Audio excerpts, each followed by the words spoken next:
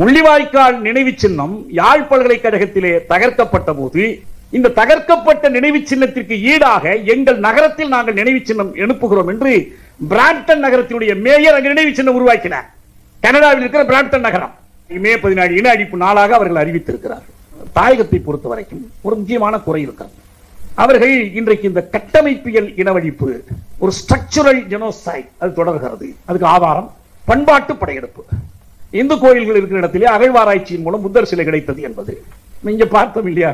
ராமரை கண்டுபிடித்த மாதிரி அவர்கள் புது புது இடத்தை கண்டுபிடிக்கிறார்கள். கச்சத்தீவிலே கூட கொண்டு போய் ஒரு புத்தர் சிலையை வைத்து விட்டார்கள். கேட்டதற்கு சிங்கள ராணுவ வீரர்கள் எல்லாம் அங்கு போகும்போது அவர்கள் வணங்குவதற்கு ஒரு புத்தர் தேவைப்படுகிறார் என்று சமாதானம் எல்லாம் சொன்னார். இதற்கு எதிராக சில போராட்டங்கள் நடந்தன, நீதிமன்ற தீர்ப்புகள் பெறப்பட்டன. பாசிசத்துக்கு எதிராக ஜனநாயகம் வெல்ல வேண்டும் என்று நாம் ஆசைப்பட்டோம். பாசிசம் ஆட்சி பொறுப்புக்கு வருவது ஈழத்துக்கு உதவாது என்பது மட்டுமல்ல, இவர்களுடைய இந்துத்துவ அயலுறவு கொள்கை என்பது அகண்ட பாரதத்தோடு இணைந்து இவர்களுடைய முஸ்லிம் வெறுப்பை ஈழத்திற்கும் கொண்டு சேர்த்து, பர்மாவில் ரோஹிங்கியாவுக்கு எதிராக கொண்டு சேர்த்து, இவர்கள் அந்த இஸ்லாமிக் போபியாவை அயலுறவு கொள்கையின் ஒரு கூறாக வைத்திருப்பது என்ன செய்யும் என்றால் ஈழத்தமிழர்களை பிளவுபடுத்தும். அவர்களுடைய அகண்ட பாரதத்திற்குள் அந்த இலங்கையும் அடக்கம், மியான்மரும் அடக்கம், பூட்டானும் அடக்கம், வங்கதேசம் அடக்கம், இப்படி ஒரு வல்லாதிக்க விரிவாதிக்க மூர்க்கத்தனமான அயலுறவு கொள்கையை காட்டிலும் இவங்க வந்தா நம்ம தொடர்ந்து போராடிட்டு இருக்கலாம். வேற ஒன்றும் செய்ய முடியுதோ இல்லையோ, இதை மாற்றுங்கள் என்று போராடலாம். எனவே நமக்கு தீர்வு காங்கிரசிடம் இல்லை, பாஜகவிடம் இல்லை, திமுகவிடம் இல்லை, அதிமுகவிடம் இல்லை, நம்மிடம் இருக்கிறது. இதை வலியுறுத்துவதுதான் என்னுடைய நோக்கம். நம்மிடம் எப்படி இருக்கும்? ஏற்கனவே நாம் எடுத்துக்காட்டி இருக்கக்கூடிய பன்னாட்டு நிகழ்வுகள், தொடர்ச்சிகள், அதை பயன்படுத்திக் கொண்டு நாம் போராடினால் இதை சாதிக்க முடியும். ஜனநாயகம் நமக்கு வேணும். ஜனநாயகம் இருந்தால் எல்லா பிரச்சனையும் தீர்க்கலாம். எதுக்கு ஜனநாயகம்? நம்மள ஒருத்தர் முதலமைச்சரா சட்ட அமைச்சரா ஆக்குவதற்கு அல்ல. யாராவது ஆகட்டும், ஏதாவது பண்ணட்டும். நாம தெருவில் இறங்கி போராடுகிற ஜனநாயக வெளி, அந்த குடியாட்சிய வெளி, அதை பாதுகாத்துக் கொண்டால் ஈழத்தமிழர் நீதிக்கான போராட்டத்திலும் நம்மால் பங்களிப்பு செய்ய முடியும். ஈழத்தமிழர் போராட்ட வரலாற்றில் குறிப்பிடத்தக்க ஒரு நிகழ்வு என்பது 1976 ஆண்டு மே 14 நாள் வட்டுக்கோட்டையில் இயற்றப்பட்ட தீர்மானமாகும். தந்தை செல்வா தலைமையில் அனைத்து தமிழீழ அமைப்புகளும் ஒன்றுபட்டு தமிழர் ஐக்கிய விடுதலை முன்னணியை உருவாக்கி அந்த தீர்மானத்தை இயற்றினார்கள். இந்த தீர்மானத்தின் மீது மக்களிடையே வாக்கெடுப்பு நடத்துவது போல 77 ஆண்டு பொது தேர்தலை நடத்தி தமிழீழ மக்களின் குடியாட்சிய கட்டளையும் அந்த தீர்மானத்திற்கு பெறப்பட்டது.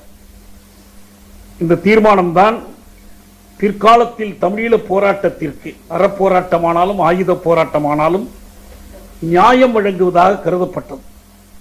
தமிழீழ விடுதலை புலிகளின் தலைவர் பிரபாகரன் அவர்களே அந்த வட்டுக்கோட்டை தீர்மானத்திற்கு 77 ஆண்டு பொது தேர்தல் அளித்த கட்டளையைத்தான் தம்முடைய போராட்டத்திற்குரிய நியாயமாக எடுத்து காட்டினார். அந்த தீர்மானத்தினுடைய 40வது ஆண்டு நாடு கடந்த தமிழ் அரசாங்கத்தின் சார்பிலும் ஈழத்தமிழர் மக்களவை சார்பிலும் நியூயார்க்கில் 2016 மே 14 நாள் நடைபெற்றது. அதற்கு முதல் நாள் பிரையன் செனிவிரத்தினி அவர்கள் ஆஸ்திரேலியாவில் இருந்து வந்திருந்தார். மறுநாள் அந்த நிகழ்ச்சி 14ஆம் தேதி மதியம் நியூயார்க் அரங்கத்தில் நடைபெற்றது. ஒசாவா, கிழக்கு தைமோர், தெற்கு சூடான் உள்ளிட்ட விடுதலை இயக்கங்களின் சார்பாளர்கள் இந்த நிகழ்ச்சியில் வாழ்த்துரை வழங்கினார்கள். நாடு கடந்த தமிழ் அரசாங்கத்தின் தலைமை அமைச்சர் ருத்ரகுமாரன் தலைமை வகித்தார்.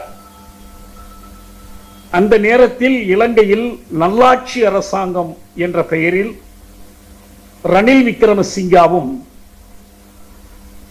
மைத்ரிபால சிறிசேனாவும் சேர்ந்து ஒரு அரசாங்கத்தை அமைத்து நாங்கள் இலங்கைக்கு புதிய அரசமைப்பு சட்டம் இயற்றுகிறோம் என்று அதற்கான குழுக்களை அமைத்து இயங்கிக் கொண்டிருந்தார்கள். இலங்கைக்கான அந்த அரசமைப்பு சட்ட முயற்சிக்கு மாற்றாக தமிழீழத்திற்கான அரசமைப்பை வரைய வேண்டும் என்று முடிவெடுத்து அதற்கான ஆயத்த பணிகளில் ஈடுபடுவதற்காக ஒரு செய்நுட்ப குழு அமைக்கப்பட்டது.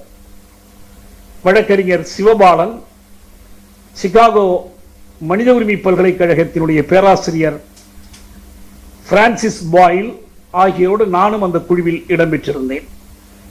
அந்த முறையில் நானும் பிரான்சிஸ் பாயில் அவர்களும் அந்த வட்டுக்கோட்டை தீர்மானத்தினுடைய 40வது ஆண்டு நிகழ்வில் அரசமைப்பு சட்டம் குறித்து, அரசமைப்பு சட்டத்தினுடைய தேவை குறித்து, ஈழப் போராட்டத்தில் அரசமைப்பு சட்டம் வகிக்கக்கூடிய வகிபாகம் குறித்தெல்லாம் வெவ்வேறு தலைப்புகளிலே உரையாற்றினோம். தமிழ்நாட்டிலிருந்து என்னோடு பேராசிரியர் சரஸ்வதி அவர்களும் அந்த நிகழ்ச்சியிலே கலந்து கொண்டார். நான் பேசத் தொடங்கி ஒவ்வொருவரையாக விழித்துக் கொண்டு வந்த பிறகு பிரையன் செனவிரத்தினே அவர்களை பார்த்து the conscience of the Sinhala nation என்று அழைத்தேன். அவர் சிரித்தார். எல்லோரும் அவரை பார்த்து கையொலி எழுப்பினார்கள். சிங்கள தேசத்தின் உளச்சான்றே என்று நான் அழைத்தேன். உண்மையிலேயே இந்த சொற்றொடர் நெல்சன் மண்டேலா அவருடைய விடுதலையின் போது பயன்படுத்தியது. 90ஆம் ஆண்டு பிப்ரவரி 11ஆம் நாள் நெல்சன் மண்டேலா சிறையிலிருந்து விடுதலையானார். மண்டேலா அவர்களுடைய உரைகளிலேயே சிறந்த உரைகளிலே ஒன்று அந்த சிறையிலிருந்து விடுதலையான போது அவர் ஆற்றிய உரை. அந்த உரையில் அவர் ஆப்பிரிக்க தேசிய காங்கிரஸ், தென்னாப்பிரிக்க தொழிற்சங்கம், தென்னாப்பிரிக்க புதுமை கட்சி, அதனுடைய தலைவர் ஜோஸ்லோவோ என்று ஒவ்வொருவரையாக அழைத்து வணக்கம் சொல்லிக்கொண்டே வருவார். அப்பதான் அந்த பேச்சில் தான் அவர் சொன்னார், I also salute the black sash and the national union of South African students. Black sash என்பது வெள்ளை நிற பெண்கள் உருவாக்கிய ஒரு மனித உரிமை அமைப்பு. கருப்பின மக்கள் மீதான மனித உரிமை மீறலை எதிர்ப்பதற்காக, ஆப்பிரிக்க இன மக்களுடைய மனித உரிமைகளை பாதுகாப்பதற்காக வெள்ளை இனத்தைச் சேர்ந்த நடுத்தர பெண்கள் உருவாக்கிய அமைப்பு தான் பிளாக் சாஷ். அதே போல அவர் குறிப்பிடுகிற national union of South African students என்ற அந்த அமைப்பு வெள்ளை மாணவர்களை கொண்ட மாணவர் சங்கம். ஆனால் மண்டேலாவினுடைய விடுதலைக்காக அவர்கள் போராடினார்கள். ஒருவருக்கு ஒரு வாக்கு என்ற கோரிக்கையை அவர்கள் உயர்த்தி பிடித்தார்கள். தென்னாப்பிரிக்காவில் இனஒதுக்கல் ஒழிய வேண்டும் என்று அவர்கள் போராடினார்கள். அதை குறிப்பிட்டு தான் அவர்களை குறிப்பிடும் போது மண்டேலா சொன்னார், நீங்கள் வெள்ளை தென்னாப்பிரிக்காவின் உளச்சான்றாக செயல்பட்டிருக்கிறீர்கள் என்று நான் அங்கீகரிக்கிறேன் என்று சொல்வார். அங்கு சில அமைப்புகள் இருந்தன. இங்கே சிங்களர்களை பொறுத்தவரை அப்படி அமைப்புகள் இல்லை. சில தனிப்பட்ட மனித உரிமை ஆர்வலர்கள் இருந்தார்கள். அவர்கள் என்ன முயற்சிகள் எடுத்தார்கள் என்பது பற்றி நான் கடந்த காலத்தில் எழுதியும் இருக்கிறேன், பேசியும் இருக்கிறேன். ஆனால் பிரையன் செனவிரத்தினே அவர்கள் தமிழர்களுக்காக போராட தொடங்கியது என்பது மலர்ந்து பெரியவராகி மருத்துவ தொழிலே புகழ் பெற்று அல்லது நாடு விட்டு வெளியே வந்ததற்கு பிறகு அல்ல. இலங்கையில் தமிழர்கள் மீதான இன ஒடுக்குமுறையினுடைய தொடக்கம் என்பது 1948. அதற்கு முன்னாலேயும் உண்டு. ஆனால் 48 தான் அதிகார கைமாற்றம் நிகழ்கிறது. 48 பிப்ரவரி 4 அதிகாரத்திற்கு வந்த சேனநாயகா இயற்றிய முதல் சட்டமே இலங்கை தமிழர்கள், அதாவது மலையக தமிழர்கள், தோட்டத் தொழிலாளர்களாக இங்கிருந்து பெயர்ந்து சென்றவர்கள், அவர்களுடைய குடியுரிமையை பறித்தார். அடுத்து அவர்களுடைய வாக்குரிமையை பறித்தார். இந்த குடியுரிமை பறிப்புக்கு எதிரான போராட்டம் தான் பிற்காலத்தில் ஈழத்தமிழர்களின் உரிமை போராட்டமாகவே உருவெடுத்தது. 48 சேனநாயக அரசாங்கம் கொண்டு வந்த தமிழர் குடியுரிமை பறிப்பை எதிர்த்து ஒரு மாணவனாக போராட தொடங்கியவர் தான் பிரையன் செனவிரத்தினே. ஒரு எந்த அமைப்பு வலிமையோடும் தன்னை சுற்றி ஒரு கூட்டத்தை வைத்துக் கொண்டெல்லாம் தொடங்கவில்லை. ஒரு தனிப்பட்ட சிங்கள மாணவர், 16 வயது மாணவர், அவர் அதை எதிர்த்து எழுதினார். அதற்காக போராடியவர்களோடு இணைந்து நின்றார். அதிலிருந்து தொடர்ந்து அவருடைய வாழ்நாள் முழுவதும் தமிழர்களின் உரிமைகளுக்கான போராட்டத்தில் அவர் தொடர்ந்து ஈடுபட்டிருக்கிறார். எந்த விதமான ஊசலாட்டமும் தயக்கமும் மாறுபாடும் அவரிடம் எழுந்ததே இல்லை. அறப்போராட்டமாக இருந்த போதும், ஆயுத போராட்டமாக உயர்ந்த போதும், இனவழிப்பே நிகழ்ந்த போதும், கொடிய அடக்குமுறைகள் நேர்ந்த போதும், லட்சக்கணக்கான மக்கள் நாடு விட்டு பெயர்ந்து செல்ல வேண்டிய நிலை ஏற்பட்ட போதும், எல்லா நிலைகளிலும் அவர் இந்த உறுதியான நிலைப்பாட்டிலே நின்று வந்தார். இதில் இடையில் அவர் செய்த ஒரு பணி, தென்னாப்பிரிக்காவிற்கே நேரிலே சென்றார்.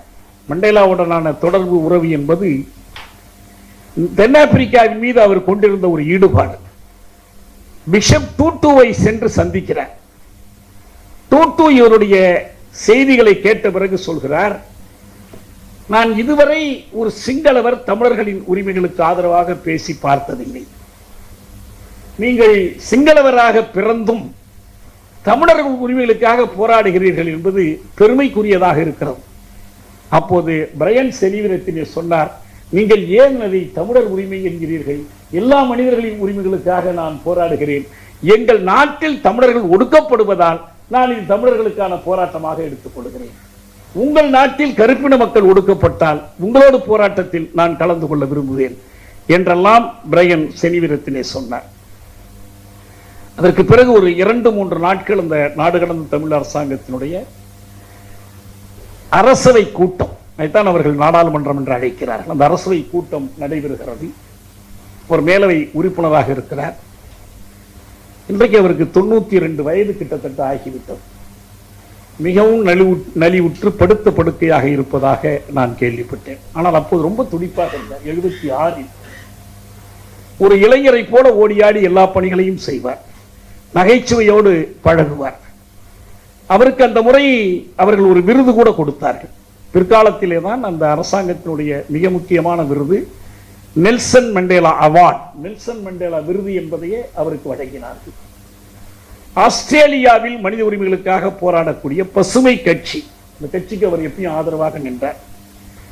ஈழத்தமிழர்களுக்கு இலங்கையில் இழைக்கப்படுகிற அநீதிகளுக்கு எதிராக மட்டுமல்ல, ஆஸ்திரேலியாவில் அவர்கள் நடத்தப்படுகிற முறை, அவர்களை பலரை கடலிலேயே வழிமறித்து திருப்பி அனுப்புகிற கொடுமை, வந்துவிட்டவர்களை கொண்டு போய் முகாம்களிலே அடைத்து வைப்பது, இந்த எல்லாவற்றுக்கும் எதிரான போராட்டத்தில் பசுமை கட்சியும் ஈடுபடுகிறது, அவரும் ஈடுபடுகிறார். இப்படி தொடர்ச்சியான ஒரு பணி. எல்லோரிடமும் மனிதநேயத்தோடு ஒரு மருத்துவர் என்ற முறையில் எல்லோருடைய நலனிலும் அக்கறை காட்டக்கூடிய ஒரு நிகழ்ச்சியாக இருக்கும். அந்த நிலையில்தான் அவர் இந்த புத்தகத்தை அந்த விடைபெறுகிற போதுதான் ஆங்கிலத்தில் எழுதப்பட்ட இந்த புத்தகத்தை அவர் எனக்கு கொடுத்தார். அப்பதான் நான் பார்த்தேன், இது தமிழில் வந்தால் நன்றாக இருக்கு. இந்த ஒரு புத்தகம் தான் அவர் எனக்கு கொடுத்த புத்தகம். அவர் நிறைய புத்தகங்கள் எழுதியிருக்கிறார். அது குறிப்பாக இந்த பெண்களுக்கு எதிரான பாலியல் வன்முறைகள் தொடர்பாக எழுதப்பட்ட ஒரு புத்தகம். இது எல்லா இடங்களிலும் அரசு அடக்குமுறை, இராணுவ அடக்குமுறை, போலீஸ் அடக்குமுறை, இதில் இந்த பெண்களுக்கு எதிரான பாலியல் வன்கொடுமைகள் ஒரு பகுதியாக அமைந்திருக்கும். வீர தெலங்கானா ஆயுத போராட்டம் பற்றிய நூலில் தோழர் சுந்தரையா அவர்கள் இதை பற்றி எழுதியிருப்பது ரொம்ப முக்கியமானது. ரஜாக்கர் படையும் சரி, நேரு அனுப்பிய இந்திய ராணுவமும் சரி, தெலங்கானா பகுதியில் பழங்குடி பெண்களுக்கு எதிராக மற்ற பெண்களுக்கு எதிராக பாலியல் வன்கொடுமைகள் நிகழ்த்தின. இந்த பாலியல் வன்கொடுமையில் ஒரு ராணுவம் ஈடுபடுகிறது, காவல்படை ஈடுபடுகிறது என்றால் ஏதோ அவர்கள் பாலியல் வறட்சியை தீர்த்து கொள்வதற்காக, தங்களுடைய உடல் இன்பத்திற்காக செய்கிறார்கள் என்று நீங்கள் கருத வேண்டாம். இது திட்டமிட்ட ஒரு அடக்குமுறை கருவி. பாலியல் வன்முறை என்பது ஒரு இனத்தை நாம் சாதாரண காவல் நிலையத்திலேயே பார்ப்போம். ஒருவரை அடித்து ஜெய்பீமில் நாம் பார்த்தோம். ஒன்றும் செய்தி வரவில்லை என்றால் உடனே உன்னுடைய தாயை கூட்டி வருகிறேன், மனைவியை கூட்டி வருகிறேன். தான் எவ்வளவு வேண்டுமானாலும் அடி தாங்கிக் கொள்ளலாம். ஆனால் தன்னுடைய தாயோ தங்கையோ மனைவியோ துன்புறுத்தப்படுகிற போது, ஐயோ வேண்டாம், நீங்கள் என்ன சொன்னாலும் கேட்கிறேன், எங்கு வேண்டுமானாலும் ஒப்பமிடுகிறேன், எதை வேண்டுமானாலும் ஒப்புக்கொள்கிறேன் என்ற முடிவுக்கு அவன் வந்து விடுகிறான். இது தனி மனிதனுக்கு மட்டுமல்ல, ஒரு இனத்துக்கும் பொருந்தக்கூடியது. தமிழினம் ஒடுக்கப்பட்டது என்றால் அதனுடைய ஒரு கூறு இந்த பாலியல் வன்முறை. பிற்காலத்தில் ஐநா பொதுச் செயலர் அமைத்திய மூவல்லுனர் குழு, அந்த மூவல்லுனர் குழுவில் ஒருவராக ஈடுபட்டவர் ஜாஸ்மின் சூகா. அந்த ஜாஸ்மின் சூகா அவர் தனியா ஒரு மனித உரிமை அமைப்பு வைத்து அதற்கு பிறகு செயல்படுகிறார். ஜாஸ்மின் சூகா ஒரு தனியா ஒரு புத்தகமே எழுதியிருக்கிறார், ஆய்வு செய்து எழுதியிருக்கிறார். செக்ஸ் கேம்ப்ஸ் என்று அவர்கள் நடத்தினார்கள். பாலியல் வல்லுறவுக்கான கேம்ப்ஸ், முகாம்களை வைத்து நடத்தினார்கள். போருக்கு பிறகும் நடத்தினார்கள். இதனுடைய நோக்கம் என்பது அந்த இனத்தின் மன துணிவை நொறுக்குவது. இந்த அரசை, இந்த ராணுவத்தை நாம் எதிர்த்து நின்றால் நமக்கு இந்த கொடுமைகள் நிகழும் என்று காலங்காலமாக நிகழ்ந்து வருகிற ஒன்றுதான் அது என்பதை செனவிரத்தினே தன்னுடைய ஆய்வுகள், தான் கேள்விப்பட்ட செய்திகள் மட்டுமல்ல, ஏராளமான ஐநாவிலிருந்து வெளிவந்திருக்கக்கூடிய அறிக்கைகள், நடுநிலையான மக்கள் தீர்ப்பாயங்கள் கொடுத்திருக்கிற அறிக்கைகள், இவற்றையெல்லாம் சான்றாக வைத்து எழுதுகிறார். ஒன்று நாம் மிக தெளிவாக புரிந்து கொள்ள வேண்டும் என்னவென்றால், ஈழம் தொடர்பாக இனிமேல் ஒரு அறிக்கை வந்து, நாம் அடிக்கடி தற்சார்பான பன்னாட்டு புலனாய்வு என்ற ஒரு கோரிக்கை வைக்கிறோம். சுயாதீனமான சர்வதேச விசாரணை என்று அவர்கள் சொல்வார்கள். Independent investigation, international independent international investigation 2009-2010 தொடங்கி தொடர்ந்து இந்த கோரிக்கை வைக்கப்படுகிறது. ஆனால் இனிமேல் அப்படி ஒரு இன்வெஸ்டிகேஷன் வைத்துதான் இந்த உண்மைகளை கொண்டு வர வேண்டும் என்ற அவசியமே இல்லை. ஏற்கனவே நடத்திய விசாரணைகளில் இவை ஏராளமாக வெளிவந்து விட்டன. அந்த மூவர் குழு அறிக்கையை பொறுத்தவரை அவர்கள் சொல்வார்கள், credible allegations of war crimes and crimes against humanity. இந்த credible allegations என்று அவ்வளவுதான் அவர்களால் செய்ய முடியும். அவர்கள் கிரிமினல் இன்வெஸ்டிகேஷன் பண்ண முடியாது. இவன் இந்த இடத்துல என்னது செய்தான் என்று செய்வதற்கு அவர்களிடம் அதற்கான பொறிமுறை கிடையாது. அதற்கு அவர்கள் அனுமதிக்கப்படுவதும் இல்லை.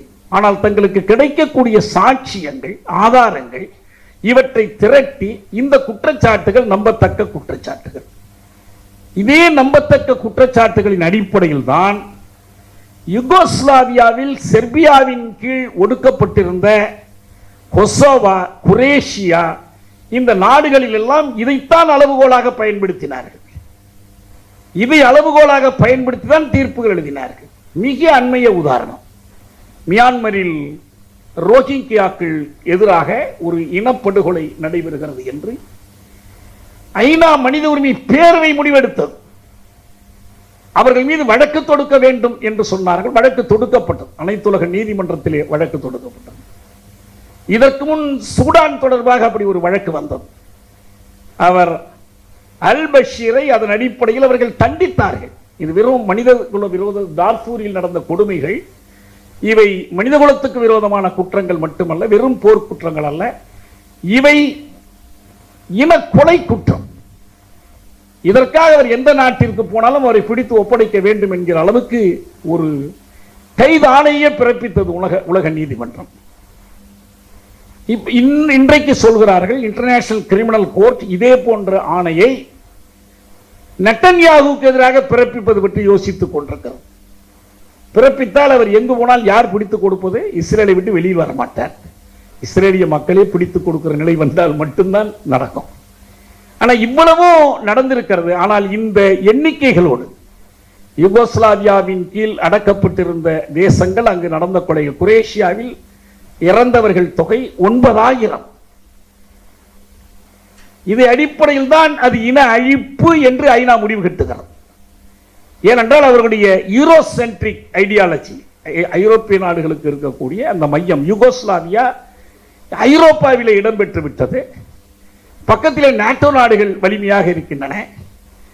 இந்த நாடுகள், கிழக்கு ஐரோப்பிய நாடுகள், சிதை உருவதிலே அவர்களுக்கு ஒரு புறஞ்சார்ந்த அக்கறை இருந்தது. எனவே அவர்கள் அந்த நிலைமையை எடுத்தார்கள். கொசாவாவில் இருந்து வந்திருந்த அந்த விடுதலை இயக்கத்தினுடைய பிரதிநிதி கடைசியாக அவர்கள் பேச்சுவார்த்தை நடத்திதான் ஒரு பொது வாக்கெடுப்பு நடத்தி புதிய அரசை தேர்ந்தெடுத்தார்கள். அவர் தனக்கு ஒரு தலைப்பு தேர்ந்தெடுத்துக் கொண்டு பேசினார். Human rights as a force of nature என்பது அவருடைய தலைப்பு. மனித உரிமைகள் இயற்கை சக்தியை போல வலிமை உள்ளது. மனித உரிமைகளுக்காக நாம் போராடுகிற போது எவ்வளவு பெரிய வலிமை படைத்த ராணுவம், வலிமை படைத்த வல்லரசையும் எதிர்த்து நாம் வெல்ல முடியும் என்ற கருத்தை அவர்கள் முன்வைத்தார்கள். ஆக இந்த செய்திகள் எல்லாம் நம் முன்னாலே தெளிவாக இருக்கின்றன. இன்னும் சொல்ல போனால்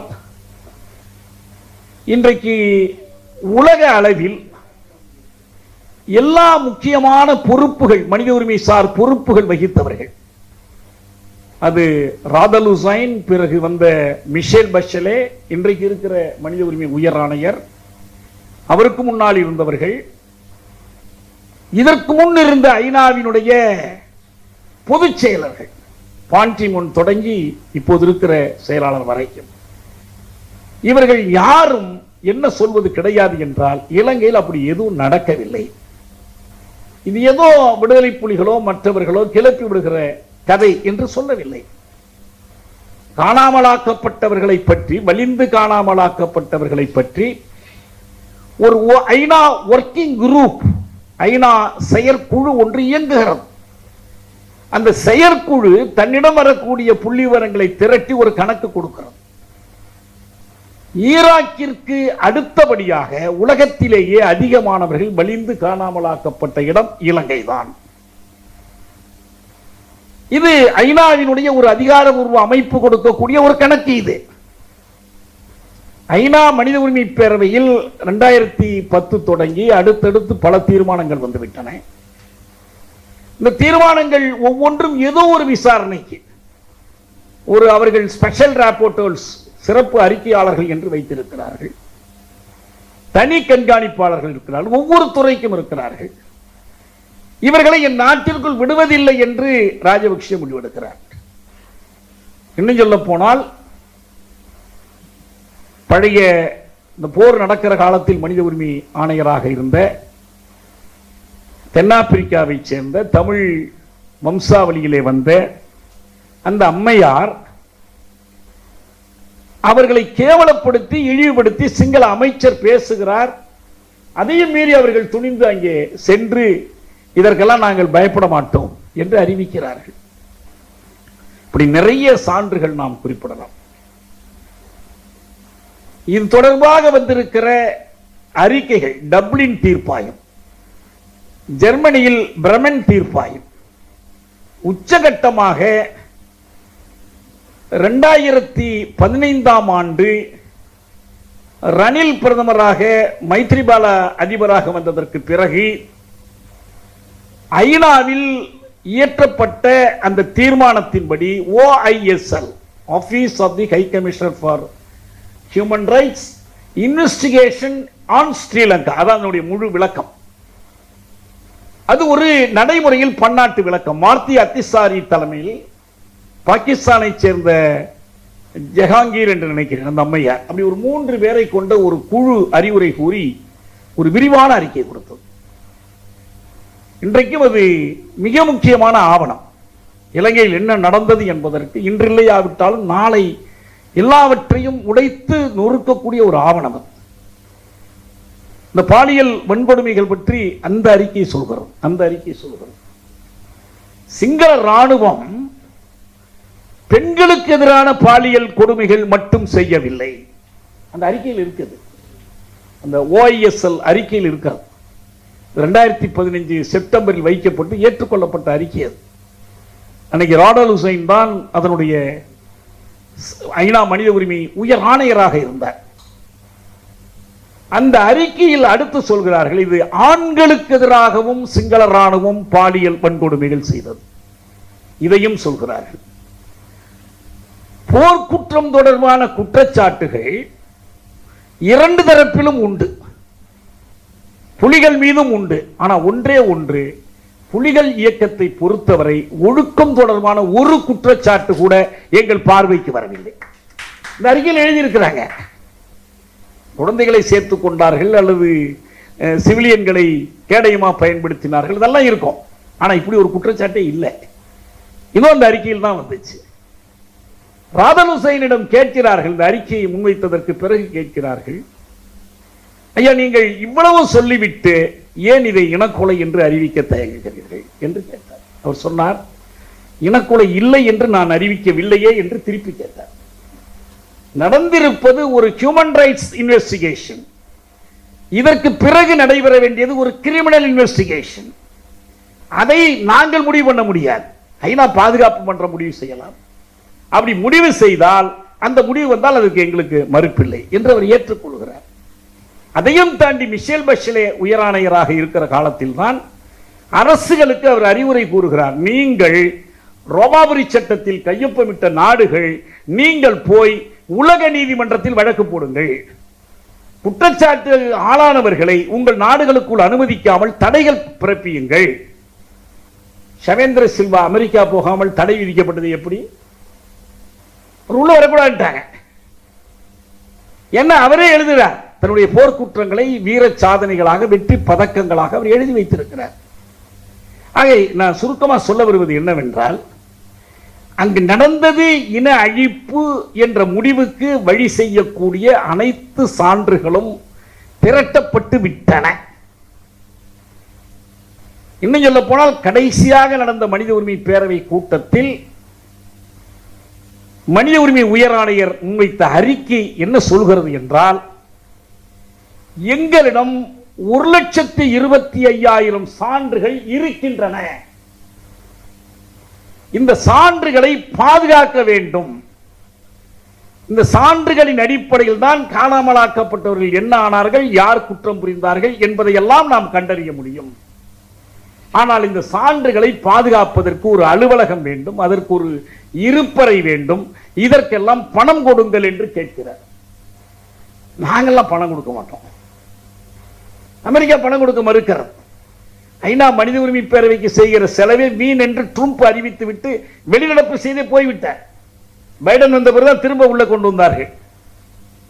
சான்றுகள் இருக்க. நாடுகண தமிழ் அரசாங்க ஒரு முயற்சி எடுத்தார்கள். நமக்கு இங்கே தகவல் உரிமை சட்டம் போல சர்வதேச சட்டம் ஒன்று இருக்கிறது. Right to know the truth, உண்மையை தெரிந்து கொள்கிற ஒரு உரிமை இருக்கு. அதன் அடிப்படையில் பாதிப்புற்றவர்கள், ஐயா மனித உரிமை பேரவையில் நீங்கள் சான்று இருக்கிறது, உண்மை இருக்கிறது இல்லை, அந்த உண்மையை கொண்டு கண்டுபிடித்து சொல்லுங்கள், என் கணவன் என்னானார், என் மகன் என்னானார், நீங்கள் கண்டுபிடித்து சொல்லுங்கள், அந்த உண்மையின் அடிப்படையில் நான் வழக்கு தொடுகிறேன் என்று சொன்னார். இதெல்லாம் இந்த உலகம் மனித உரிமை பேரவை என்பதெல்லாம் ஒரு ஏற்றத்தாழ்வான பன்னாட்டு ஒழுங்கை கொண்டிருக்கிற ஒரு உலகமாக இருப்பதால், இறுதியாக தீர்மானிக்கிற, செயலுக்கு தீர்மானம் இயற்றுகிற அதிகாரம் பாதுகாப்பு பேரவையிலே இருக்கிற காரணத்தினால் எல்லாம் தேங்கி இருக்கிறது. பாதுகாப்பு பேரவை முடிவு செய்யுமானால் நமக்கு பொது பேரவைக்கே கொண்டு போக முடியல. பாலஸ்தீன சிக்கல் பொது பேரவை அளவுக்காவது போகிறது. பாதுகாப்பு பேரவைக்கு போனால் அமெரிக்கா ஒரு வீட்டோவை கொண்டு தடுக்கும். இதே ரோஹிங்கியா தொடர்பாக பர்மா மீது வந்த குற்றச்சாட்டை சீனா முதலில் தடுத்தது, சூடானில் தடுத்தது. ஆனால் சான்றுகள் ஏராளமாக வெளிவந்த பிறகு சீனா ஒதுங்கிக் கொண்டது, அந்த தீர்மானங்கள் இயற்றப்பட்டன. இதெல்லாம் முடியும், முடியாது என்பதில்லை. ஆனால் யார் செய்வது? நாம் 2009 தமிழ்நாட்டில் போரை நிறுத்து என்ற ஒரு 2 சொற்களை முழக்கமாக்கினோம். எல்லா தரப்பட்டவர்களும், வழக்கறிஞர்கள், வணிகர்கள், மாணவர்கள், இளைஞர்கள், அரசியல் இயக்கங்கள், நமக்கு ஒரே ஒரு முழக்கம், போரை நிறுத்து. யாரை கேட்டோம்? நாம் போய் ராஜபக்சேரன் நீ போரை நிறுத்து என்று கேட்க முடியாது. இந்திய அரசை பார்த்து கேட்டோம். ஏன்னா இந்தியாவுக்கு இந்த போரில் இருக்கிற பின்னணி என்பது எந்த ரகசியமும் கிடையாது. சிதம்பர ரகசியமும் கிடையாது, பிரணாப் முகர்ஜி ரகசியமும் கிடையாது. எல்லாம் வெளிப்படையா சொல்லி இருக்கிறாங்களே, நாங்க 3 பேர் இங்க இருக்கிறோம், அங்க 3 பேர் இருக்கிறாங்க, தினந்தோறும் கலந்து பேசிக்கிறோம். இன்னைக்கு எங்க படை தேவைப்படுது, எங்க குண்டு தேவைப்படுது, எங்க காசு தேவை, எல்லாம் முடிச்சுக்கிறோம். தினம் நாங்க தான் சொல்லி நடத்துறாங்க. நாங்கள் போய் இதை சொல்ல முடியாது, அவங்கள போய் போற நிறுத்தலாம் சொல்ல முடியாது. அந்த கதைக்குள்ள விரிவா நாம் போக வேண்டாம். ஆனால் இதான் நடந்தது, எல்லாருக்கும் தெரிஞ்ச செய்தி. எதற்கு இதை சொல்கிறேன் என்றால், பாலஸ்தீனத்திற்காக ஐநாவில் குரல் கொடுப்பதற்கு ஒரு தென்னாப்பிரிக்கா இருக்கிறது, சில அரபு தேசங்கள் இருக்கின்றன. உள்நாட்டு தேவைகளை மனதில் கொண்டு, அந்தந்த நாடுகளுடைய குடியாட்சி அழுத்தத்தை மனதில் கொண்டு குரல் கொடுப்பதற்கான ஐரோப்பிய நாடுகள் கூட இருக்கின்றன. பிரான்ஸ் ஒரு முறை இந்த பக்கம் இருக்கும், ஒரு முறை அந்த பக்கம் இருக்கும், நடக்கும். ஆனால் தமிழர்களுக்காக குரல் கொடுப்பதற்கு, இனக்கொலைக்கு நீதி வேண்டும் என்று குரல் கொடுப்பதற்கு ஐக்கிய நாடுகள் அமைப்பில் நமக்கு ஒரு அரசு இல்லை. தமிழ்நாடு போய் குரல் கொடுக்க முடியாது. நமக்கு அந்த இறைமை இல்லை, நமக்கு ஒரு அயலுறவு துறை இல்லை. அப்ப இந்திய அரசு தான். அப்ப நம்முடைய கோரிக்கை யாரை நோக்கி? இந்திய அரசே போரை நிறுத்து, இதுதான் நம்முடைய கோரிக்கை. ஆக இங்கே எதை சுற்றி வருகிறோம் என்றால், இந்திய அரசு இது குறித்து ஒரு நிலைப்பாடு எடுக்க வேண்டும், எடுக்கும்படி செய்ய வேண்டும். அதற்கு நாம் என்ன செய்வது? கடந்த காலத்தில் நிறைய போராட்டங்கள் நடத்தியிருக்கிறோம். உலகம் முற்றிலுமான அவநம்பிக்கை இருள் சூழ்ந்த உலகம் அல்ல. 60களின் பிற்பகுதியில் வியட்நாமுக்காக அமெரிக்க பல்கலைக்கழகங்களில் போராடினார்கள். இன்றளவும் நமக்கு ஒரு வழிகாட்டியாக இருக்கிற நோம் சோம்ஸ்கி இந்த வயதிலும் அன்றைக்கு ஒரு மாணவராக இருந்து தெருவில் இறங்கி போராடி கொண்டிருந்தார். அமெரிக்க பல்கலைக்கழகங்கள் போராடின, மாணவர்கள் போராடினார்கள். ஹோசிமின்னும் அவருடைய வியட்நாமிய படையும் போரிட்டு மட்டுமே அந்த போரை வென்றுவிடவில்லை. மேலை நாடுகளிலும் அமெரிக்காவிலும் மற்ற நாடுகளிலும் நடைபெற்ற மாணவர் இயக்கங்கள், இளைஞர் இயக்கங்களுக்கு அதில் ஒரு பங்கு உண்டு. அது மட்டுமல்ல, அந்த இயக்கங்களில் இருந்துதான் நியூ லெப்ட் என்ற ஒரு இயக்கமே உருவாயிற்று. புதிய இடதுசாரிகள் என்பது வியட்நாம் எதிர்ப்பு போரிலிருந்து வந்தது. சந்திரிகா ஒரு பிரையன் செனவிரத்தினருக்கு ஒரு நெருக்கமான உறவினர். இலங்கையினுடைய 2 பெரிய ஆளும் குடும்பங்கள், சேனநாயக்கா குடும்பமும் பண்டாரநாயக்கா குடும்பமும். இன்னைக்கு ராஜபக்ஷ குடும்பம் கூடுதலாக சேர்ந்திருக்கிறது. எல்லாம் தொடர்ச்சியா இவங்க உறவுக்காரர்கள். இதுல விலகி நிற்கிற ஒரே ஒரு குடும்பம் பிரேமதாசா குடும்பம் தான். இந்த குடும்பங்களில் வந்த ஒருத்தர் தான் இவரு. மிக அண்மையில் சந்திரிகா சொன்ன ஒரு கருத்து ரொம்ப முக்கியமானது. ஒரு வருஷம் இருக்கும்னு நினைக்கிறேன் சொன்னாங்க, Sri Lanka is a failed state. Sri Lanka என்ற அரசு தோற்று போய்விட்டது. ஒரு அரசாங்கத்தை சொல்லல அவங்க, ஒரு பிரதமரை ஒரு அதிபரை சொல்லல. ஆஸ் எ ஸ்டேட், ஒரு அரசு என்ற முறையில் ஸ்ரீலங்கா தோற்றுவிட்டது. பொருளியல் நெருக்கடிகளை பற்றி மட்டும் சொல்லல, எல்லாத்தையும் சேர்த்து சொல்றேன். ஒரு அமைதியான சூழல் இல்லை, ஒரு குடியாட்சிய உறவுகள் இல்லை, சமத்துவம் இல்லை. சந்திரிகாவினுடைய தகப்பனார் எஸ்டபிள்யூஆர்வி பண்டாரநாயக்கா தான் ஸ்ரீலங்கா அரசியலுக்கு வந்த புதிதிலே ஒரு முழக்கம் கொடுத்தார். 1 language 2 nations, 2 nations 1 language. இது சொன்னது பண்டாரநாயக்கா. பிற்காலத்தில் கொல்வின் டி சில்வா இதையே சொன்னார். ஆனால் என்ன நடந்தது? செல்வநாயக்காவோடு ஒரு ஒப்பந்தம் போட்டார். செல்வநாயக்கா பண்டாரநாயக்கா பிசி பேக்ட் என்று சொல்வார்கள், போட்டார். இதில் ஏதோ ஒரு சுயாட்சி உரிமைகள், மொழிபெயர்ப்பு கொடுக்கணும் அரசாங்க அலுவலகங்கள், இந்த மாதிரி சில சலுகைகள் எதிர்த்தார்கள். புத்த பிக்குகள் எதிர்த்தார்கள். அவர்கள் கண் முன்னாலேயே அந்த ஒப்பந்தத்தை கிழித்தெறிந்தார். ஆனாலும் தமிழனுக்கு நீ சலுகை கொடுத்து விட்டாய் என்று ஒரு புத்த பிக்கு சுட்டுக் கொன்றான். சந்திரிகாவினுடைய தகப்பனார் சுட்டு கொலை செய்யப்பட்டார். பேரினவாதத்தால் கொலை செய்யப்பட்டார். அதே குடும்பத்திலிருந்து வந்த ஒருவர் தான் செனவிரத்னா. ஆனால் எனக்கு தோன்றுவது என்னவென்றால், சந்திரிகா புதிய இடதுசாரி எல்லாம் இருந்தார், திரும்பி வந்தார், தாய்க்கு பிறகு அந்த பொறுப்புக்கு வளர்ந்தார். ஒரு கட்டத்தில் அந்த கட்சியினுடைய தலைமைக்கு வந்தார். அவரும் மாற்று கட்சியும் பங்கு போட்டுக் கொண்டு அதிபர் பிரதமர் பதவியை மாற்றி மாற்றி வகித்தார்கள். ரணில் அதிபராக இருந்து இவர் பிரதமராக இருந்தார், இவர் அதிபராகி ரணில் பிரதமரானார். எல்லா கூத்தும் நடந்தது. ஆனால் ஸ்ரீலங்கா ஒரு தோற்று போன அரசு என்ற முடிவுக்கு இத்தனை ஆண்டுகள் கழித்துதான் சந்திரிகாவால் வர முடிந்தது. அது தோற்று போன அரசு, ஒரு ஃபெயில்டு ஸ்டேட் என்ற முடிவுக்கு வருவதற்கு அவருக்கு இத்துணை அனுபவம் தேவைப்பட்டது. ஜெயசிக்ரு என்று போர் நடத்தினார் அல்லவா, வெற்றி உறுதி என்று சொல்லி. அதுவும் அந்த போருக்கு அவர் கொடுத்த பேர் என்ன? வார் ஃபார் பீஸ். போருக்கு, அமைதிக்காக நான் போர் நடத்துகிறேன். மொத்தத்தில் தோற்று போன அரசு. அந்த தோற்று போன அரசு என்பதை உள்ளடக்கமாக ஏற்றுத்தான் செனவிரத்னா 48 இருந்து போராடி கொண்டிருக்கிறார். சந்திரிகாவுக்கு தெரியவில்லை, செனவிரத்னாவுக்கு தெரிந்தது. ஏன்னா அந்த மனிதநேய பார்வை, இனவாதமற்ற ஒரு பார்வை அவருக்கு இருந்தது. நான் முன்பே சொன்னது போல இதற்கான முயற்சிகளில் அவர் தளரவே இல்லை, சோர்ந்து போகவே இல்லை. போரில் தோல்வி ஏற்பட்டது, இன அழிப்பு நிகழ்ந்தது. பல நாடுகளிலும் பல பெயர்களிலும் பல்வேறு அமைப்புகள் தோன்றி இதற்காக பணி செய்தன. அந்த பணிகளுக்கான அறிவூட்டம் செனவிரத்னாவின் நூல்களில் இருந்து கிடைத்தது. அவர் நேரடியாக இந்த விவாதங்களில், ஆய்வுகளில் ஈடுபட்டு பங்காற்றினார். தான் வாழ்ந்த ஆஸ்திரேலிய நாட்டிற்குள் இதற்கான முற்போக்கு இயக்கங்களோடு இணைந்து அவர் செயல்பட்டார். பல நாடுகளுக்கு நான் முன்பே சொன்னது போல் நெல்சன் மண்டேலாவின் தென்னாப்பிரிக்கா வரைக்கும் போய் வந்தார். உலக அளவில் அவருடைய அந்த சொல்லுக்கு ஒரு மதிப்பு இருந்தது, அவருடைய கருத்துக்கு ஒரு மதிப்பு இருந்தது. இன்றைக்கு என்ன தேவைப்படுகிறது நமக்கு? சந்துரு அவர்கள் தமிழர், தமிழ் ஈழத்தமிழர், அப்புறம் உலகத் தமிழர் என்று 3 வகையாக பிரித்து சொன்னார்.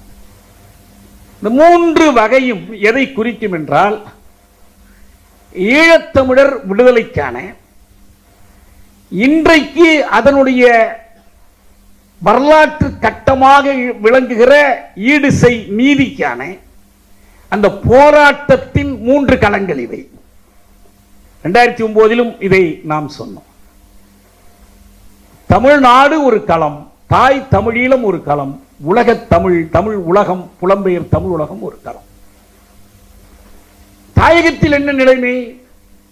அவர் குறிப்பிட்டது போல அந்த எழுக தமிழ் எழுச்சி பற்றி எல்லாம் செனவிரத்தினே கவனித்து பதிவு செய்கிறார். அவருக்கு ஊக்கம் அளிக்கிற ஒன்றே ஒன்று கிடைத்தாலும் அதை பதிவு செய்கிறார். அவர்கள் எல்லோரும் சேர்ந்து ஒரு கூட்டாக ஒரு மடல் எழுதினார்கள். ஐநா மனித உரிமை பேரவையிலே உறுப்பு வைக்கிற நாடுகளுக்கெல்லாம் அவர்கள் எழுதினார்கள். நாம் அந்த நேரத்தில் ஒரு கோரிக்கை வைத்தோம். அவர்கள் எழுதியிருக்கிற அதே மடலை நீங்கள் வழிமொழிய வேண்டும் என்று திராவிட முன்னேற்ற கழகத்துக்கு ஒரு கோரிக்கை வைத்தோம். திமுக செயற்குழுவில் ஒரு தீர்மானம் இயற்றினார்கள், இதைத்தான் செய்ய வேண்டும். இதெல்லாம் நடந்துச்சு. எந்த கட்டத்திலும் இந்த போராட்டத்தில் அவர் நம்பிக்கை இழக்கவே இல்லை. நடக்கிற ஒவ்வொரு முயற்சியையும் அவர் வரவேற்றார், பாராட்டினார், தொடர்ந்து முன்கொண்டு வந்தார். இது ஆஸ்திரேலியா எப்படி இருந்தாலும் சரி, ஐரோப்பா, அமெரிக்கா, கனடா, குறிப்பா கனடா நாடு இன அழிப்பு கல்வி குழு வைத்து செயல்படுத்துகிறது. பள்ளிக்கூடத்தில் பாடத்திட்டத்தில் இன அழிப்புக்கு எதிராக குழந்தைகளுக்கு அவர்கள் பாடம் நடத்துகிறார்கள். அந்த இன அழிப்பு கல்வி குழு அந்த இன அழிப்பு கல்வியை முதன்மையாக தந்தவர் என்று சொல்லி செனவிரத்னாவுக்கு விருது கொடுத்திருக்கிறார். கனடா அரசு கொடுத்திருக்கிறார். கனடா நாட்டினுடைய நாடாளுமன்றம் சென்ற ஆண்டில் தீர்மானம் இயற்றியது. ஈழத்தில் நடந்தது இனவழிப்பு. முள்ளிவாய்க்கால் நினைவு சின்னம் யாழ் பல்கலைக்கழகத்திலே தகர்க்கப்பட்ட போது இந்த தகர்க்கப்பட்ட நினைவு சின்னத்திற்கு ஈடாக எங்கள் நகரத்தில் நாங்கள் நினைவு சின்னம் எழுப்புகிறோம் என்று பிராம்டன் நகரத்தினுடைய மேயர் அங்கு நினைவு சின்னம் உருவாக்கினார். கனடாவில் இருக்கிற பிராம்டன் நகரம். இப்படி எல்லா இடத்திலும் நடக்கிற முயற்சிகளில் அவருக்கு பங்கு இருந்தது, அதில் ஊக்கமோடு இருந்தார். இப்ப 2வது தாயகம். தாயகத்தை பொறுத்தவரை அவ்வப்போது நடக்கின்ற இன்னொரு பக்கம் அவர்களுடைய அரசியல் மே 14 இன அழிப்பு நாளாக அவர்கள் அறிவித்திருக்கிறார்கள். இப்ப இந்த இதை பொறுத்த வரைக்கும், தாயகத்தை பொறுத்த வரைக்கும் ஒரு முக்கியமான குறை இருக்கிறது. அவர்கள் இன்றைக்கு இந்த கட்டமைப்பியல் இனவழிப்பு, ஒரு ஸ்ட்ரக்சரல் ஜெனோசைட் அது தொடர்கிறது. அதுக்கு ஆதாரம் பண்பாட்டு படையெடுப்பு. இந்து கோயில்கள் இருக்கிற இடத்திலே அகழ்வாராய்ச்சியின் மூலம் புத்தர் சிலை கிடைத்தது என்பது இங்க பார்த்தோம் இல்லையா? ராமரை கண்டுபிடித்த மாதிரி அவர்கள் புது புது இடத்தை கண்டுபிடிக்கிறார்கள். கச்சத்தீவிலே கூட கொண்டு போய் ஒரு புத்தர் சிலையை வைத்து விட்டார்கள். கேட்டதற்கு சிங்கள ராணுவ வீரர்கள்லாம் அங்கு போகும்போது அவர்கள் வணங்குவதற்கு ஒரு புத்தர் தேவைப்படுகிறார் என்று சமாதானம் எல்லாம் சொன்னார். இதற்கு எதிராக சில போராட்டங்கள் நடந்தன. நீதிமன்ற தீர்ப்புகள் பெறப்பட்டன. கஜேந்திரகுமார் பொன்னம்பலம் அவர் தலைமையேற்று ஒரு போராட்டத்தையும் நடத்தினார்.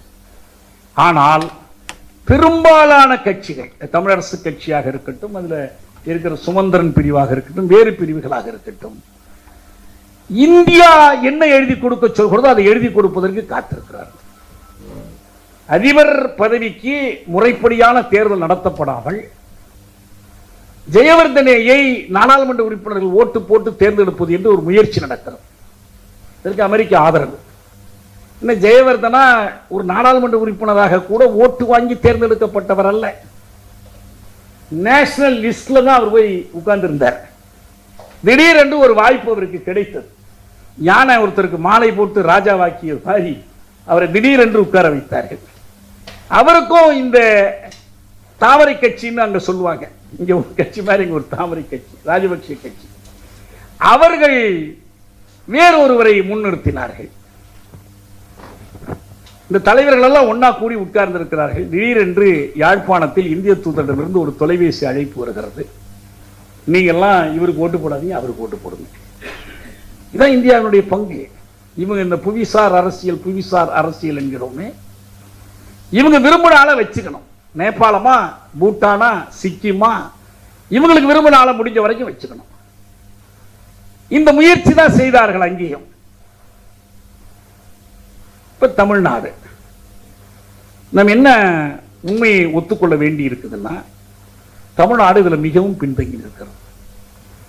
நம்ம கூட்டமைப்பு வச்சிருக்கோம், ஈழத்தமிழர் வாழ்வுரிமை கூட்டமைப்பு, பேசுறோம், எல்லாம் பண்றோம். நான் உங்களை ஒண்ணு கேட்டுக்கிறேன். இப்ப கடைசியா நடந்த தேர்தலில் ஈழத்தமிழர் குறித்து யார் என்ன நிலைப்பாடு எடுத்தார்? யாருக்காவது தெரியுமா? பாரதிய ஜனதா கட்சியினுடைய தேர்தல் அறிக்கையில், ஏன்னா பாரதிய ஜனதாவோ காங்கிரஸோ தான் ஆட்சி தலைமைக்கு வர முடியும். நம்ம யாரும் திமுகவோ அதிமுகவோ சிபிஎம் வர முடியாது. ஆட்சி தலைமைக்கு வர வாய்ப்பு இருக்கிற 2 கட்சிகள் காங்கிரசும் பாஜக. காங்கிரஸ் பாஜகவினுடைய அயலுறவு கொள்கை என்னவாக இருக்க போகிறது என்றால், அயோத்தி குடமுழக்கை சர்வதேச விழாவாக கொண்டாட வேண்டும். இந்திய அயலுறவு கொள்கையினுடைய ஒரு முக்கிய சின்னமாக ராமரை உலகமெங்கும் பரப்ப வேண்டும். இதெல்லாம் அவங்க எழுதி வச்சிருக்கிற கொள்கைகள். மற்றபடி பயங்கரவாதத்தை ஒழித்து கட்ட வேண்டும் உலகமெங்கும். ஆனா மோடியே என்ன பேசுகிறார்? முன்பு மாதிரிலாம் நாங்க டோசியல்ஸ் எல்லாம் அனுப்பிக்கிட்டு இருக்க மாட்டோம். அதாவது என்ன அர்த்தம்? ஒரு நாட்டில் குற்றம் நடக்குது, இந்த குற்றவாளியை எங்களுக்கு பிடிச்சு கொடு, அதுக்கு சான்று என்ன, இதுக்கு ஆவணங்களை அனுப்புவது, இதுக்கு தான் டோசியல்ஸ். நீங்கள் விஜய் மல்லையாவுக்கு டோசியல்ஸ் அனுப்புவீங்க, முகுல் சோக்சிக்கு டோசியல்ஸ் அனுப்புவீங்க. ஆனால் இவர்கள் என்ன செய்யறாங்கன்னா, இவங்க காலிஸ்தானுக்காக போராடுறவங்களா, நாங்க டோசியல்ஸ் அனுப்புவோம், வீடு புகுந்து கொலை செய்வோம். சொல்றது யாருங்க? மோடி வெளிப்படையா பொதுக்கூட்டத்தில் சொல்றாரு. பழைய மாதிரிலாம் இல்ல, எங்கள் அயலுறவு கொள்கை ரொம்ப ப்ரோ ஆக்டிவ், புகுந்து அடிப்போம். இது அவங்க கூத்து ஒரு பக்கம். காங்கிரசினுடைய அயலுறவு கொள்கை என்ன? இன்னைக்கு நடப்பில் இருக்கிற பெரிய சிக்கல்கள் ருஷ்யா உக்ரைன் போர், பாலத்தீன சிக்கல், ஈழம், இப்படி பலவற்றை நாம் வரிசைப்படுத்தி சொல்லலாம். பெட்ரோல் விலை பற்றி பேசலாம், இன்னும் பல செய்திகள் பேசலாம். ஆனால் காசா சிக்கல் என்று ஒரு வார்த்தை இருக்கு, வேற ஒண்ணுமே இல்லை. பாரம்பரியமான கொள்கையை நாங்கள் கடைபிடிப்போம். அது என்ன பாரம்பரியமான கொள்கை என்பதை விளக்கினால் தான் புரியும். ஆனால் இலங்கை ஈழம் என்ற பேச்சுக்கே அதில் இடமில்லை. காங்கிரஸ் ஒன்றும் கிடையாது, இதை பத்தி பேசல. காங்கிரஸ் பாஜக பேசல. சரி, இவங்களை யார் பேச வைப்பா? திமுகவும் அதிமுகவும் பேச வைக்கலாம். ஆனால் திமுகவினுடைய தேர்தல் அறிக்கையில் ஈழம் என்ற சொல்லே இல்லை. போன தேர்தல் எல்லாம் சொன்னாங்க, பொது வாக்கெடுப்பு பற்றி எல்லாம் பேசினாங்க, சர்வதேச விசாரணை பற்றி பேசினாங்க, அனைத்துலக குற்றவியல் நீதிமன்றத்தில் கொண்டு போய் நிறுத்துவது பற்றி பேசினாங்க. ஆனா இப்போது அதை பற்றி பேச்சே இல்லை. அவங்க அந்த பிரச்சனையை எப்படி சுருக்குறாங்கன்னா, இலங்கையிலிருந்து திரும்பி வந்த தமிழர்களுக்கு குடியுரிமை கொடுத்தது. நீங்க இந்த தாயகம் திரும்பியோர் அவர்களுக்கும் ஈழத்தமிழர் இன அழிப்புக்கு ஆளாகி துரத்தப்பட்டவர்களுக்கும் வேறுபாடு தெரியல அவங்களுக்கு. ஈழத்தமிழரை பற்றி ஒரு வார்த்தையும் இல்லை, ஈழத்தை பற்றி ஒன்றும் இல்லை. டெசோவில் இயற்றிய தீர்மானங்கள் எதுவுமே திமுகவுக்கு நினைவே இல்லை. பிறகு அதிமுக என்னத்தை எதிர்பார்க்கிறது? அவங்களும் என்ன சொல்றாங்கன்னா, நாங்க இரட்டை குடியுரிமை கேட்போம். யாருக்கு இரட்டை குடியுரிமை? எப்படி கேட்பீங்க? நம்முடைய ஒரு அடிப்படை உண்மை, தமிழ்நாட்டில் இருக்கக்கூடிய ஈழத்தமிழர் ஏதிலியருக்கு குடியுரிமை வழங்குவது இருக்கட்டும். முதலில் ஏதிலியராக அவர்களை அங்கீகரிக்கிறீர்களா? ஏதிலியர் சட்டங்கள் அவர்களுக்கு பொருந்துமா? 51ஆம் வருடத்தினுடைய ஐநா convention, UN convention on rights of refugees பொருந்துமா? ஸ்டேட்டஸ் ஆஃப் ரெஃப்யூஜிஸ் பொருந்துமா? 67ஆம் ஆண்டின் புரோட்டோகால் பொருந்துமா? இதே சென்னை உயர் நீதிமன்றத்தில் அமித்ஷாவினுடைய உள்துறை சொன்னது, நாங்கள் எந்த சர்வதேச ஒப்பந்தத்திலும் கையொப்பமிடவில்லை, எந்த சர்வதேச ஒப்பந்தம் எங்களை கட்டுப்படுத்தாது, அகதிகள் உரிமை என்று எங்களிடம் பேசாதீர்கள் என்று பிரமாண வாக்குமூலம் கொடுத்தார்கள் இந்திய அரசு. எங்க அப்புறம் ஒண்ணும் இல்லை. அதான் ஒன்னே ஒண்ணுதான் நான் கடைசியா சொல்ல வரேன். இத்தனையும் இருந்தாலும் பாசிசத்துக்கு எதிராக ஜனநாயகம் வெல்ல வேண்டும் என்று நாம் ஆசைப்பட்டோம். பாசிசம் ஆட்சி பொறுப்புக்கு வருவது அது ஈழத்துக்கு உதவாது என்பது மட்டுமல்ல, இவர்களுடைய இந்துத்துவ அயலுறவு கொள்கை என்பது அகண்ட பாரதத்தோடு இணைந்து இவருடைய முஸ்லிம் வெறுப்பை ஈழத்திற்கும் கொண்டு சேர்த்து, பர்மாவில் ரோஹிங்கியாவுக்கு எதிராகவும் கொண்டு சேர்த்து, இவர்கள் அந்த இஸ்லாமிக் போபியாவை அயலுறவு கொள்கையின் ஒரு கூறாக வைத்திருப்பது என்ன செய்யும் என்றால் ஈழத்தமிழர்களை பிளவுபடுத்தும். அவர்களுடைய அகண்ட பாரதத்திற்குள் அந்த இலங்கையும் அடக்கம், மியான்மரும் அடக்கம், பூட்டானும் அடக்கம், வங்கதேசம் அடக்கம், இப்படி ஒரு மல்லாதிக்க விரிவாதிக்க மூர்க்கத்தனமான அயலுறவு கொள்கையை காட்டிலும் இவங்க வந்தா நம்ம தொடர்ந்து போராடிட்டு இருக்கலாம். வேற ஒன்றும் செய்ய முடியுதோ இல்லையோ, இதை மாற்றுங்கள் என்று போராடலாம். எனவே நமக்கு தீர்வு காங்கிரசிடம் இல்லை, பாஜகவிடம் இல்லை, திமுகவிடம் இல்லை, அதிமுகவிடம் இல்லை, நம்மிடம் இருக்கிறது. இதை வலியுறுத்துவதுதான் என்னுடைய நோக்கம். நம்மிடம் எப்படி இருக்கும்? ஏற்கனவே நாம் எடுத்துக்காட்டி இருக்கக்கூடிய பன்னாட்டு நிகழ்வுகள், தொடர்ச்சிகள், அதை பயன்படுத்தி கொண்டு நாம் போராடினால் இதை சாதிக்க முடியும். சந்துரு அவர்கள் பேசி முடிக்கிற பொழுது ரொம்ப லேசா ஒரு வார்த்தை சொல்லிட்டு போனார். அதுதான் ரொம்ப அழுத்தமா நான் நினைக்கிறேன். என்னன்னா, ஜனநாயகம் நமக்கு வேணும், ஜனநாயகம் இருந்தால் எல்லா பிரச்சனையும் தீர்க்கலாம், அவ்வளவுதான். எதுக்கு ஜனநாயகம்? நம்மள ஒருத்தர் முதலமைச்சரா சட்ட அமைச்சர் ஆக்குவதற்கு அல்ல. யாராவது ஆகட்டும், ஏதாவது பண்ணட்டும், நாம தெருவில் இறங்கி போராடுகிற ஜனநாயக வெளி, அந்த குடியாட்சிய வெளி, அதை பாதுகாத்துக் கொண்டால் ஈழத்தமிழர் நீதிக்கான போராட்டத்திலும் நம்மால் பங்களிப்பு செய்ய முடியும். அதற்கு செனவிரத்தினே போன்றவர்கள் நம்பிக்கையோடு செய்திருக்கிற இந்த ஆக்கங்கள் உதவியாக இருக்கும். நன்றி, வணக்கம்.